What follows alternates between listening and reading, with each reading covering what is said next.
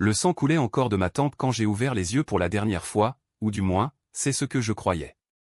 Ma sœur, Élise, se penchait sur moi avec un sourire fin de compassion, ses lèvres peintes en rouge sans murmurant, « C'était pour ton bien, Camille. Tu n'as jamais su te taire. » Et puis, le noir absolu, le goût métallique de la trahison qui m'étouffait plus que le poison qu'elle avait versé dans mon verre de champagne lors de ce dîner familial soi-disant réconciliateur. J'étais morte, assassinée par les miens dans notre maison de famille à Paris, au cœur du 7e arrondissement, pour un secret qu'ils avaient enterré plus profondément que mes cendres au Père-Lachaise. Mais la mort n'est pas une fin, c'est une porte qui s'entrouvre sur une seconde chance, une renaissance furieuse.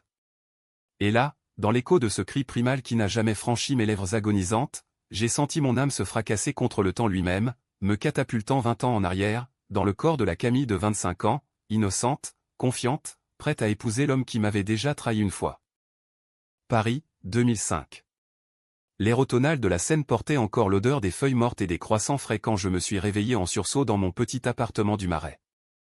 Mon cœur battait la chamade, non pas de l'angoisse d'un cauchemar, mais de la certitude viscérale que c'était réel. Mes mains tremblaient en touchant mon visage lisse, sans les rides d'une vie volée, sans les cicatrices invisibles de la haine familiale.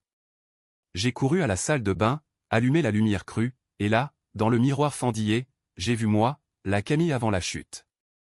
Avant qu'Élise ne me vole tout, mon fiancé, mon héritage, ma vie. Non, ce n'est pas possible, ai-je murmuré, mais les dates sur le calendrier mural octobre 2005 ne mentaient pas. J'étais revenu. 30 ans plus tard, dans ce corps jeune, avec la mémoire d'une femme brisée qui avait tout perdu. Et cette fois, je ne serai pas la victime. Cette fois, je serai la lame.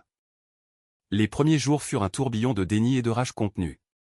Je marchais dans les rues pavées du Marais, évitant les cafés bondés où j'avais autrefois ri avec ma famille, ignorant les regards complices d'Élise et de notre mère, cette vipère en tailleur Chanel qui avait orchestré ma ruine. Elle m'avait exclu du mariage d'Élise en 2007, prétextant une dispute insignifiante, mais je savais maintenant la vérité, c'était pour m'empêcher de révéler le secret. Notre père, ce pilier de la bourgeoisie parisienne, banquier chez BNP Paribas, avait détourné des fonds pour financer les dettes de jeu d'Élise. J'étais la seule à l'avoir découvert, par un accident de bureau lors d'un stage d'été. J'avais menacé de parler, et en retour, il m'avait isolé, diffamé, jusqu'à ce que mon propre mariage avec Antoine, l'homme que j'aimais, devienne une farce orchestrée par leur vengeance. Antoine, ce traître, avait été acheté par Élise avec une promotion et un lit partagé dans les coulisses de leur adultère naissant. Je me suis assise sur un banc près du pont des Arts, observant les cadenas d'amour accrochés comme des chaînes. Vengeance, ai-je soufflé à la Seine qui charriait ses secrets pollués. Mais comment? Pas avec des cris ou des lettres anonymes, non, je voulais quelque chose de français dans son élégance cruelle, quelque chose qui ronge de l'intérieur comme un bon vin aigre tourné en poison. J'ai repensé à ma mort, ce dîner en 2025, où Élise m'avait invité pour se réconcilier, seulement pour me droguer et me laisser pour morte, accusant un suicide dû à ma folie. Le monde avait cru leur version la sœur parfaite, la mère éplorée, le frère aîné complice par silence. Mais maintenant, j'avais 20 ans d'avance. J'avais le temps de tisser ma toile. Ma première décision fut controversée, même pour la nouvelle moi, contacter Antoine. Pas par amour, cet amour était mort avec mon premier corps mais par utilité. Il était encore l'associé junior ambitieux chez LVMH, avec ses yeux verts charmeurs et son accent du sud qui faisait fondre les cœurs parisiens. Je l'ai appelé du téléphone public d'un bistrot rue des Francs-Bourgeois, ma voix tremblante feignant l'excitation. Antoine, c'est Camille. J'ai repensé à nous. Dîner ce soir? Il a ri, surpris mais flatté. Nous nous sommes retrouvés au Fouquet's, sous les lumières tamisées des Champs-Élysées. Il était là, en costume slim, sentant le vétiver et l'arrogance. Tu as changé, Camille. Plus. Assuré. J'ai souri, sirotant un kir royal, et j'ai laissé mes doigts effleurer les siens. La vie change les gens, mon chéri. Et si on recommençait? Ce n'était pas de l'amour, c'était une arme. Je savais qu'Élise le séduirait bientôt, lors d'une soirée galante à l'Opéra Garnier. Mais cette fois, je serais prête. Pendant les semaines suivantes, je me suis immergé dans leur monde. J'ai repris mes études à la Sorbonne en littérature, mais en secret, j'ai fouillé les archives familiales. Notre maison de famille à Neuilly-sur-Seine, avec ses tapisseries Louis XV et ses non-dits, recelait encore les traces, des relevés bancaires falsifiés, des lettres codées entre père et Élise. J'ai photocopié tout, cachant les preuves dans un coffre à la banque. Et Antoine? Il mordait à l'hameçon.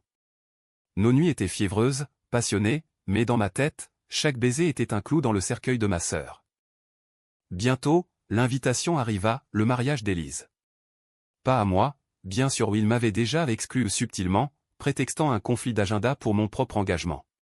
Mais j'avais intercepté la lettre, via un contact discret à la poste. La cérémonie à la mairie du 16e, réception au Plaza Athénée. Élise épousait Pierre, un héritier du vin bordelais, un homme fade mais riche. Parfait pour elle, ai-je marmonné en déchirant l'enveloppe. Ma mère avait joint une note, Camille chérie, nous regrettons, mais tu sais comment tu es. Impulsive. Impulsive? J'étais la gardienne de leurs péchés, et ils me traitaient comme une pestiférée. J'ai décidé de frapper là où ça fait mal, l'apparence de perfection. J'ai commencé par des rumeurs. Anonymes, bien sûr, via des forums en ligne naissants en MySpace, les précurseurs des réseaux sociaux. Élise Dupont, future mariée, cache un passé sulfureux, dette de jeu et faux en écriture. J'ai posté sous pseudonyme, avec juste assez de détails pour piquer la curiosité sans alerter. Les Parisiens adorent les ragots, c'était comme verser de l'arsenic dans un thé mondain. Bientôt, des appels anonymes à Pierre, des murmures lors des essayages de robes chez Dior. Élise paniquait, je le sentais dans ses messages vocaux laissés par erreur sur le répondeur familial que j'avais piraté avec un vieux magnétophone. Mais ce n'était que le début. Mon propre mariage approchait enfin, bien sûr. J'ai annoncé mes fiançailles avec Antoine lors d'un dîner chez l'ami Louis, restaurant prisé des élites. Ma famille fut invitée, par pure hypocrisie. Mère arriva en perles et fourrures, Élise en robe crayon rouge, les yeux plissés de suspicion. Félicitations, petite sœur, susurra Élise, son verre de chablis à la main. Antoine est un bon parti. Attention à ne pas le perdre. J'ai ri, un rire de gorge qui sonnait comme un glas. Oh, je ne perdrai rien cette fois, Élise. Rien du tout. La tension montait comme une symphonie de Ravel, dissonante et inévitable. J'ai commencé à composer ma liste d'invités. Pas n'importe qui, des journalistes de Le Monde, des blogueurs influents, des rivaux d'affaires de pair. Et au milieu, des noms anodins mais oh, si révélateurs. J'ai inclus le nom d'un certain Monsieur X, alias l'avocat qui avait couvert les fraudes de pair en 2003. Un autre, Madame Y, la maîtresse d'Élise, découverte dans mes souvenirs futurs. La liste n'était pas qu'une liste, c'était une bombe à retardement, un manifeste de trahisons exposé sous couvert de politesse. Le soir avant l'envoi, seul dans mon appartement, j'ai pleuré pour la première fois depuis ma renaissance. Pas de peur, mais de la douleur pure pour la Camille qui avait aimé sans bornes, qui avait cru en la famille comme en un roman de Balzac. Pourquoi, ai-je hurlé au mur nu? Mais la réponse était claire, parce qu'elles étaient des monstres, et moi, maintenant, leur miroir. J'ai scellé les enveloppes d'un geste théâtral, les timbres français ornés de Marianne comme un sceau de justice. Demain, Paris saurait. Et ma vengeance ne ferait que commencer. Les invitations partirent comme des flèches empoisonnées, atterrissant dans les boîtes aux lettres des puissants et des curieux de Paris. J'avais choisi un imprimeur artisanal du quartier latin, avec un papier crème texturé, calligraphié à la main pour l'illusion d'élégance. Chaque enveloppe contenait la liste, nom, titre, une note anodine avec l'espoir d'une soirée inoubliable. Mais pour ceux dans le secret, c'était une déclaration de guerre. Antoine, inconscient de ma machination, signait à mes côtés, pensant que c'était notre triomphe amoureux. « Tu es génial, Camille, murmurait-il en m'embrassant le cou. Génial? Non, impitoyable. J'avais déjà prévu de le quitter après le scandale, le laissant pantelant dans les ruines de sa carrière. La première réaction vint d'Élise, bien sûr. Un appel frénétique à 6 heures du matin, 3 jours après l'envoi. Camille. Qu'est-ce que c'est que cette liste?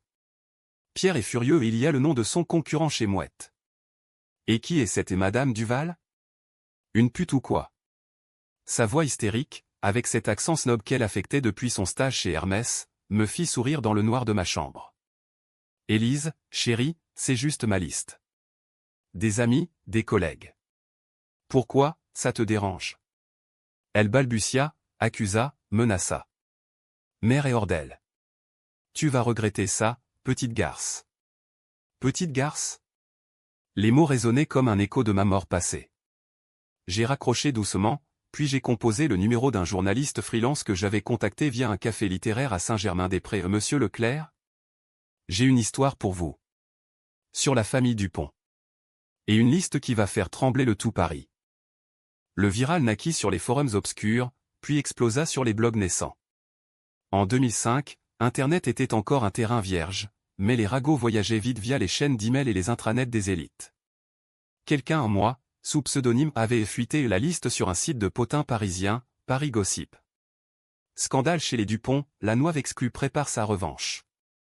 Les commentaires affluaient, Élise Dupont? Celle qui a coulé son père pour un sac Birkin. Regardez les invités, c'est une bombe. Bientôt, le Figaro en parla dans une brève, puis Vogue France avec un ton mi-scandalisé, mi-amusé. Ma mère appela, sa voix chevrotante de fureur contenue, Camille, revient à la raison. Cette liste. C'est du suicide social. Suicide? Ironie cruelle. Mère, j'ai déjà vécu ça. Et je suis encore là. Antoine commença à douter. Lors d'un dîner autour d'argent, avec vue sur Notre-Dame illuminée, il posa son couteau sur l'assiette de canard. Camille, qui sont ces gens? L'avocat fiscal, le rival de ton père. C'est comme si tu invitais nos ennemis.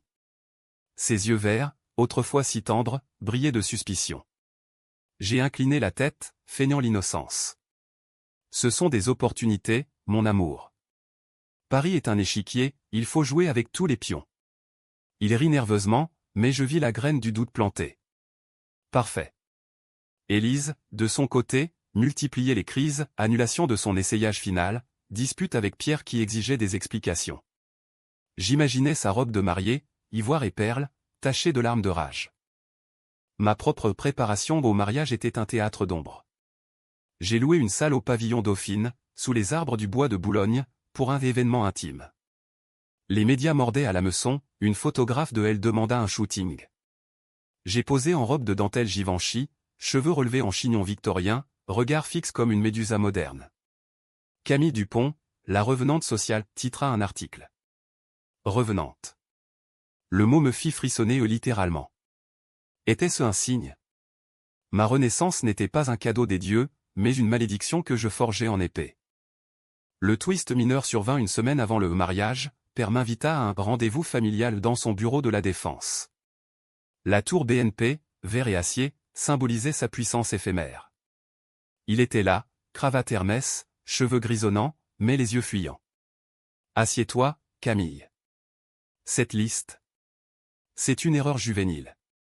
Juvénile? À 30 ans dans ma tête, j'étais une vieille âme. Père, dis-moi la vérité. Les fonds détournés en 2003. Pour Élise. Il blêmit, sa main tremblant sur le bureau de mahogany. Comment? J'ai souri froidement. Je sais tout. Et si tu ne veux pas que ça sorte, soutiens-moi. Ou perds tout. Il céda, bien sûr un chèque pour mon trousseau, et une promesse de silence. Mais je n'avais pas besoin d'argent, j'avais le pouvoir. Élise contre-attaqua de manière prévisible, elle tenta de séduire Antoine. Je l'ai surpris au bar de l'hôtel de Crillon, elle en fourre au noir, lui sirotant un whisky. Son rire cristallin, sa main sur son bras, scène déjà vue dans ma vie précédente. Mais cette fois, je n'explosion pas en larmes. J'entrai, commande un martini, et m'assis à leur table. Quelle coïncidence! Élise, tu rayonnes. Antoine, on rentre? Son visage se décomposa, le sien vira au rouge.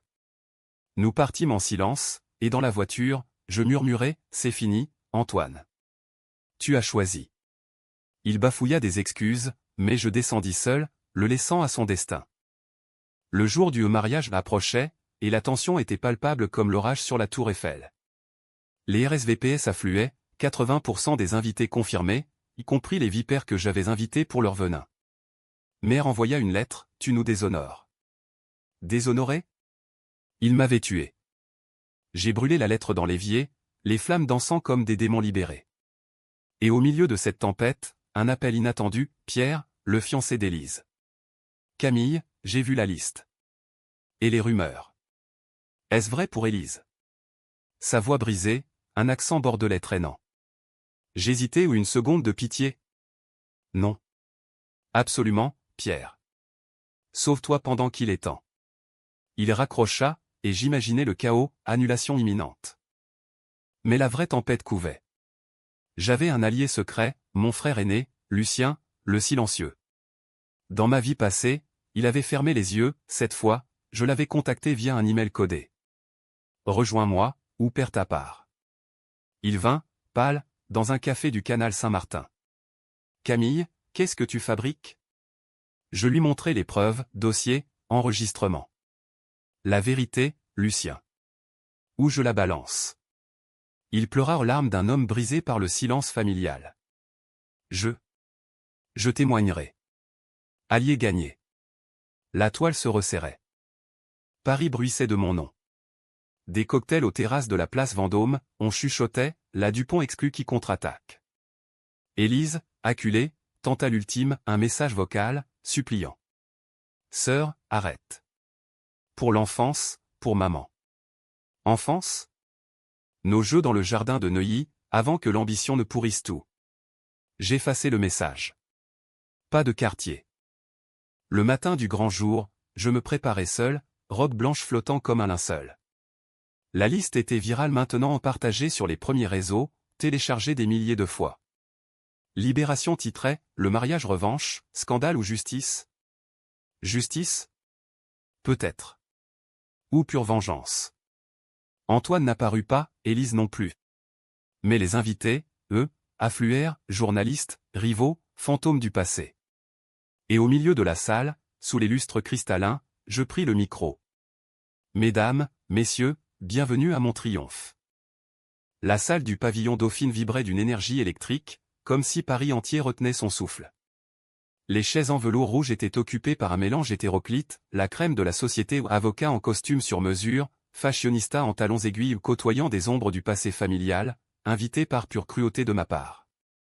Pas d'Antoine, bien sûr, il avait fui à Lyon, la queue entre les jambes, après une nuit d'explications larmoyantes que j'avais écourtée d'un va-t'en avant que je ne te ruine vraiment. Élise n'était pas là non plus, aux rumeurs disaient qu'elle s'était effondrée en apprenant l'annulation de son mariage par Pierre, qui avait fui Bordeaux avec une valise pleine de secrets et de bouteilles de Château Margaux. Mère? Absente, terrée dans sa suite au Ritz, probablement en train de siroter du laudanum imaginaire pour apaiser ses nerfs de grande bourgeoise. J'ai monté sur l'estrade improvisée, le cœur battant non de joie nuptiale, mais d'une exaltation vengeresse. La robe blanche, choisie chez un couturier underground du Sentier, était une parodie, col au victorien, traîne exagérée, brodée de fils d'argent symbolisant les chaînes brisées. Merci d'être venu, ai-je commencé, ma voix amplifiée résonnant sous la verrière. Ce n'est pas un mariage.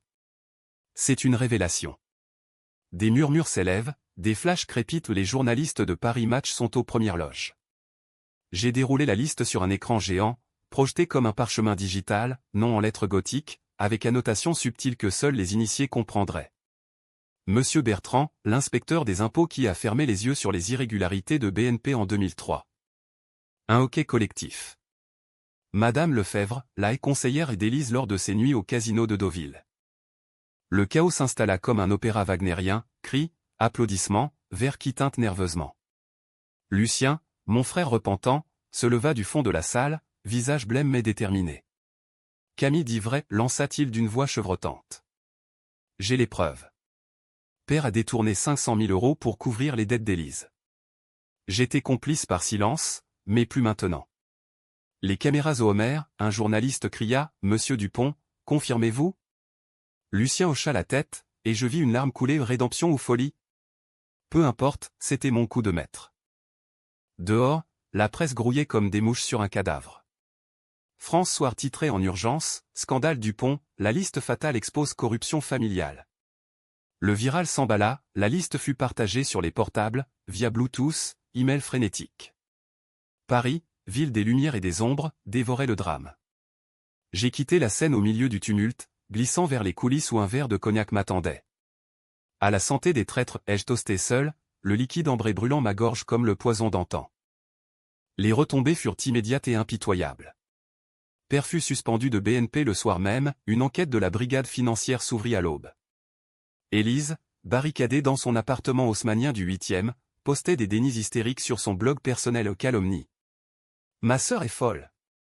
Mais personne n'y croyait plus. Pierre avait vendu son histoire à Voici pour 50 000 €, j'ai failli épouser une menteuse. Merci, Camille. Mère, dans un geste théâtral digne d'une pièce de Racine, fit une crise cardiaque et feinte, bien sûr et fut hospitalisée à l'Hôtel-Dieu. Les fleurs affluèrent, mais aussi les huissiers, saisis provisoires de la maison de Neuilly. Moi?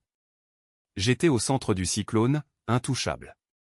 Les invitations pour des dîners mondains pleuvaient, on me surnommait la vengeresse blanche.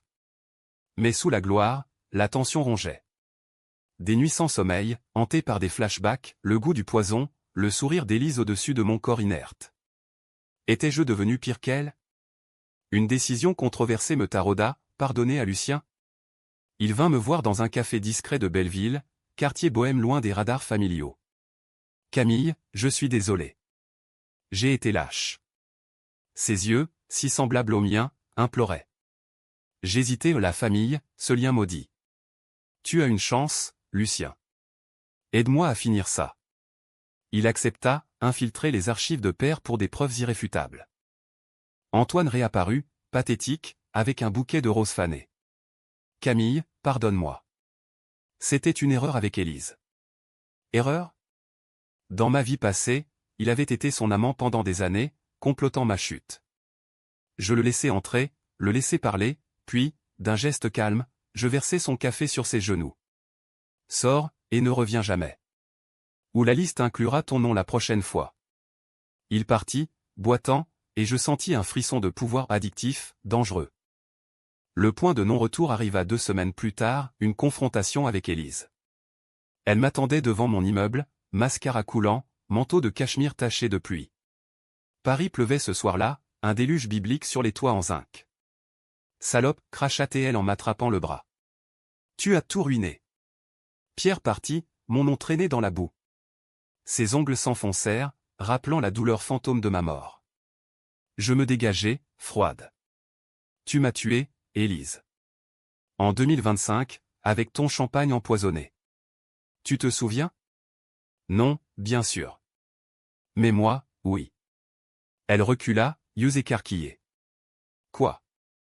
Tu es folle. Mais je vis la peur, la reconnaissance instinctive. Cours, sœur. Où je finis ce que j'ai commencé. Elle s'enfuit dans la nuit, claquant la portière de son cabriolet Mercedes. Je rentrai, trempé, et composai un email à la police, pièce jointe, témoignage, la liste comme arme fatale.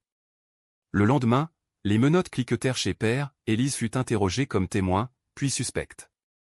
Mère, depuis son lit d'hôpital, envoya un avocat, offre de règlement à l'amiable. 1 million pour ton silence. Silence? J'ai ri en déchirant la lettre. Non, je voulais la chute totale. Mais la vengeance a un prix. Les amis se raréfièrent, les invitations devinrent des summons judiciaires. Un soir, seul au Louvre gratuit après 18 h, devant la Mona Lisa, je me demandais, qui étais-je devenu?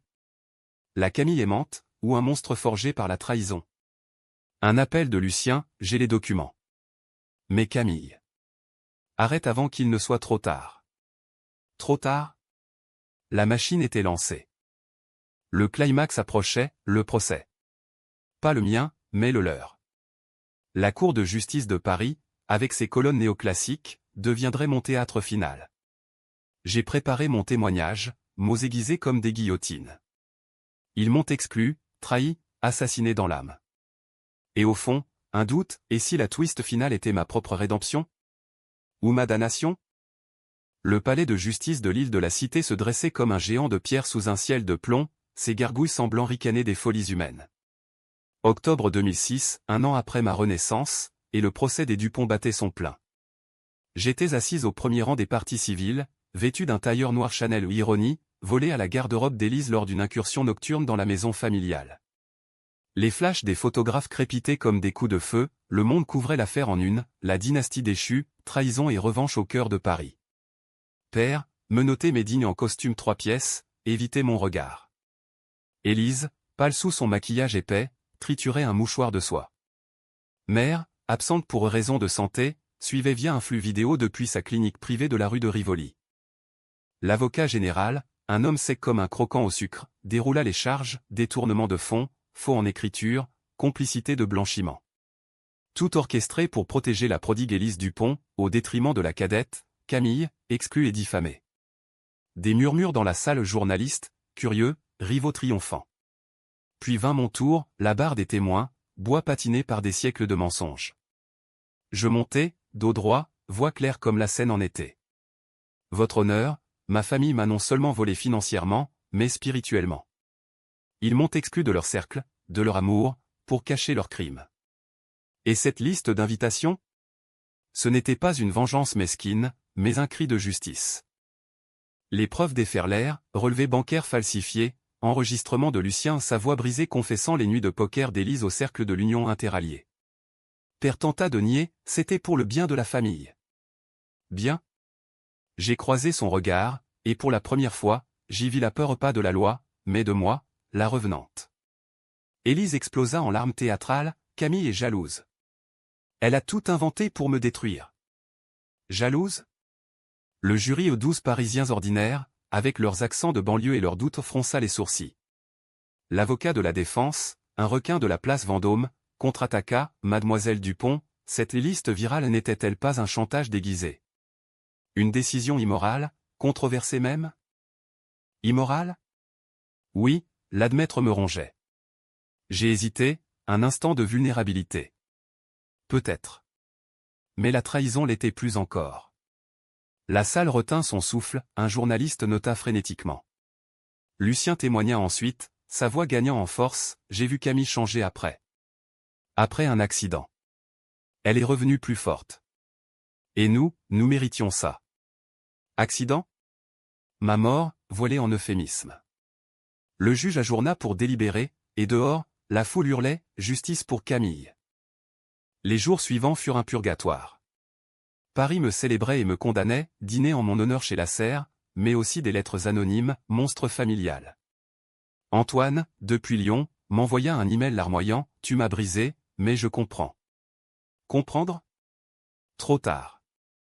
J'ai supprimé, bloqué. Seule ombre positive, une amitié naissante avec une journaliste, Sophie de Libération, qui devint confidente. Tu es une héroïne tragique, Camille. Comme dans un roman de Zola. Héroïne?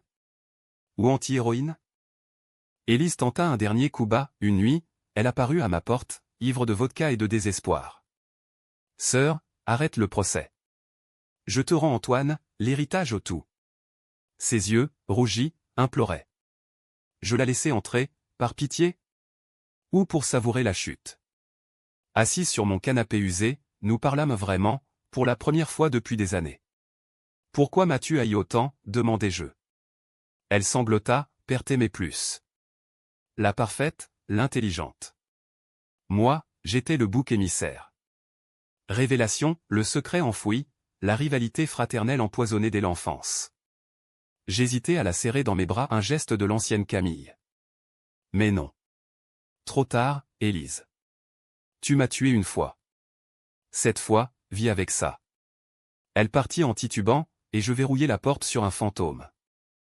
Le verdict tomba un mardi pluvieux, père, 5 ans avec sursis et amende, Élise, 2 ans probation et restitution.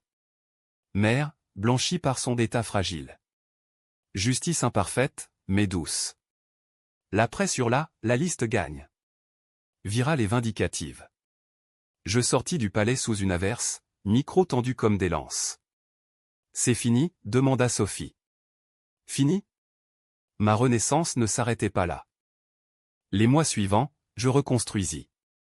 Vendu l'appartement, j'achetai une petite maison à Montmartre, avec vue sur le Sacré-Cœur, symbole de résurrection. J'écrivis un livre, La Liste Blanche, best-seller instantané, traduit en anglais avant Noël. L'argent coula, avance, conférence à l'UNESCO sur la trahison familiale. Lucien s'installa près de moi, nous parlâmes tard, réparant les fissures. Merci de m'avoir sauvé, dit-il un soir, autour d'un pot-au-feu maison. Sauvé? Nous nous sauvions mutuellement. Mais la tension persistait. Des rêves où Élise versait le poison, des appels anonymes de mère, tu as détruit ta famille, ingrate. Ingrate?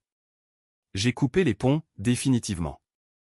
Une décision controversée, adopter un chat errant du quartier, le nommer trahison ou ironie salvatrice. Et l'amour? Rencontrer Sophie plus qu'amicalement, un baiser sous la pluie, parisienne et inattendue.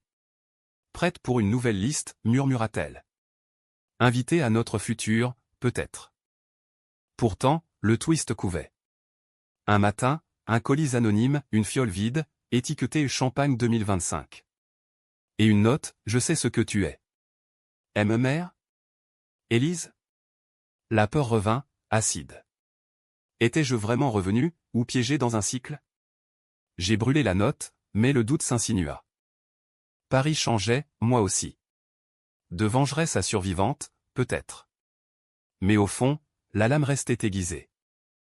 Hiver 2007. La neige rare de Paris saupoudrait les toits comme du sucre glace sur un macaron raté, et je marchais dans les jardins du Luxembourg, manteau cintré contre le froid mordant. Mon livre La liste blanche trônait en tête des ventes chez W.H. Smith, boulevard des Capucines, des interviews à France Inter me peignaient en icône féministe vengeresse. Camille Dupont, la femme qui a brisé les chaînes familiales, titrait-elle. Brisé? Oui, mais à quel prix? Lucien vivait avec moi désormais, transformant notre maison de Montmartre en havre improbable, livres empilés, vin bordelais volés aux caves de pierre, et nos conversations nocturnes sur la rédemption. Tu as sauvé notre âme, Camille, disait-il souvent, les yeux brillants. Âme?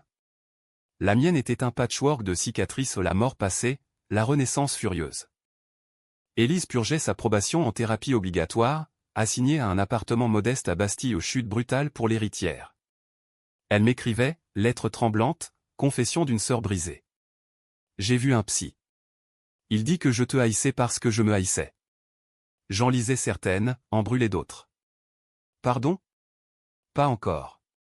Père, libéré sous caution, s'était exilé à Nice, gérant un petit fonds pour touristes russes ou humiliation suprême pour l'ex-banquier. Mère? Elle avait vendu Neuilly pour payer les avocats, et vivait recluse dans un studio du 15e, brodant des napperons comme une veuve de province. Un appel par mois, Camille, reviens. La famille, c'est tout. Tout? Elle m'avait tout pris. Sophie devint mon encre. Journaliste acharnée aux cheveux roux et aux rires contagieux, elle m'interviewa d'abord par devoir, puis par curiosité, enfin par amour. Nos soirées, balades le long de la Marne, pique-nique au parc des Buttes-Chaumont, et des nuits où je lui confiais fragments de ma vision la mort, le retour, sans tout révéler. Tu es une énigme, ma belle, murmurait-elle, doigts entrelacés. Une décision controversée, lui proposer le mariage. Pas fin, cette fois. Une liste pour nous deux, ai-je demandé un soir, sous les guirlandes de Noël du marché de la place des Vosges. Elle rit, seulement si c'est viral. Nous envoyâmes les invitations, simples, à des amis vrais repas de vipères. Paris nous acclama, la vengeresse se marie. Mais le passé rattrapa, comme un vin qui tourne. Un soir de février, un coup à la porte, Élise, amaigrie, yeux creux. Camille. Je suis enceinte. De Pierre, avant qu'il parte. Choc au twist inattendu. Elle s'effondra sur le seuil, neige fondant sur ses épaules. Je la fis entrer, par instinct sororal enfoui. Lucien, alarmé, prépara du thé. Qu'est-ce que tu veux, demandai-je, voix dure. Aide. Le bébé. Je ne peux pas seul. Le dilemme me déchira, vengeance ou compassion? La Camille d'avant aurait tendu la main, la nouvelle hésitait. Pourquoi moi? Elle pleura, parce que tu es revenue. Plus forte. Et je regrette le poison. Poison? Elle se souvenait? Non, métaphore. Mais dans mon esprit, flash, le dîner fatal de 2025. Était-ce un signe cosmique? Après une nuit blanche, décision, héberger Élise temporairement. Controversée, oui, les médias hurlèrent réconciliation scandaleuse, sur Gala. Mais au fond, c'était ma guérison. Nous parlâmes des heures, enfance volée par l'ambition, secrets familiaux comme des bombes à fragmentation. Je t'ai exclu du mien pour te protéger, avoua-t-elle. Père voulait te sacrifier pour moi. Protéger? Mensonge pieux, mais je l'acceptais. Le ventre s'arrondit, nous choisîmes des prénoms neutres, pacifiques. Mère revint dans la boucle, via une visite guindée. Pour le petit enfant, dit-elle, perles enfilées comme une armure. Je la laissai entrer, mais fixai les règles, pas de mensonges, plus jamais. Elle hocha la tête, brisée ou une vieille lionne sans griffes. Père envoya des virements anonymes, Lucien les accepta pour l'avenir. Le mariage avec Sophie fut un triomphe discret, mairie du 18e, réception au Moulin de la Galette. Invités, vrais amis, journalistes triés, et Élise, ventre proéminent, comme demoiselle d'honneur. À la seconde chance, tostâmes-nous avec du cidre bio. Viral? Oui, mais d'où aux photos sur les blogs, commentaires bienveillants, Camille Guéry. Pourtant, le climax final vint en été, accouchement d'Élise. Une fille, prénommée Liberté ou ironie française. Je tins la main d'Élise, sueur et cri, et vis ma nièce, yeux comme les miens, innocents. Merci, murmura Élise. Rédemption? Presque. Ma propre twist, un soir, seul sur le balcon, je sentis le temps frémir. Vision fugace, un futur sans poison, avec rires familiaux. Étais-je guéri? Ou la renaissance un rêve? Peu importe. J'avais transformé la trahison en triomphe. Paris, éternel, m'embrassa. Fin? Non, commencement. La liste suivante, celle de la vie.